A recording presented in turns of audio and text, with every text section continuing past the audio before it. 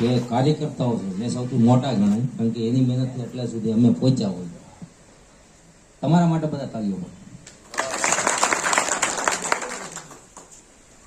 ચૂંટણીઓ આમ તો હું બીજા માટે હું બહુ દોડ્યો છું. આ પહેલી વખત હું પોતે ફિલ્ડમાં ઉતર્યો હતો, એટલે કે કાંતિલાલે કીધું કે ખામી ત્રુટીઓ છે, એનું કારણ આપણી પાસે યોગ્ય કાર્યકર્તાઓ નહોતા, અને જે સરકારનો સત્તાપક્ષનો જે ડર છે એને લીધે આપણને લોકોએ વોટ તો બહુ દીધા, પણ લોકો આપણી સાથે જાહેરમાં આવ્યા નહોતા.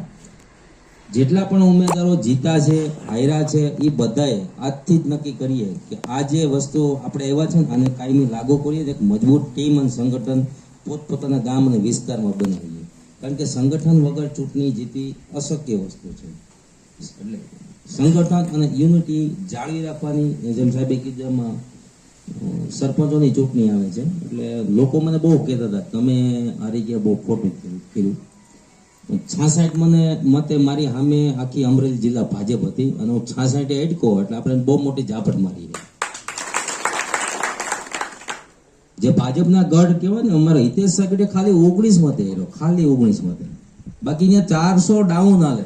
તાલુકા પંચાયતો પહેલા જોયું છે 400 પ્લસ થી ભાજપ જીતીને 19 મતમાં નાનો એવો છોકરો 19 મતે રહી ગયો. પછી ક્યાંક 42 મતે રહી ગયા, ક્યાંક 60 મતે રહી ગયા. બહુ નાના માર્જિનથી આપણે હારી ગયા. એમ કીધું એમ બૂથ આપણે ક્યાંક રેડાયા હતા. એટલે વધુ વાત નથી કરી. હું તો પહેલા બધે કહેતો મને ભાષણ કરતા આવડતું નથી, કે આંદોલન કરવું હોય તો કહેજો, પણ હમણાં